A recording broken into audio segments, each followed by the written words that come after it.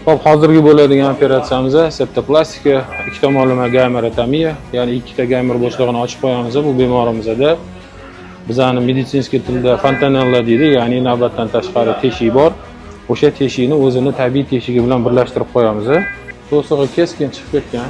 Mana shu sohasini olib tekslab olamiz. Mana shu tarafda mana navbatdan tashqari teshik. Mana teshikni hozir birlashtirib olamiz. Bu teshik normada bo'lish kerak emas.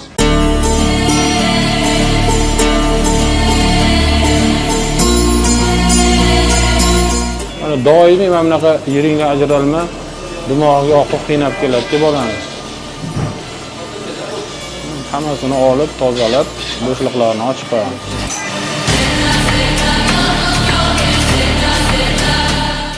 Operatsiyalar alhamdulillah yaxshi o'tdi. Bemorlarimizni bezovta qilayotgan kasalliklardan xalos bo'ldi. Inshaalloh natijalarni ulashamiz.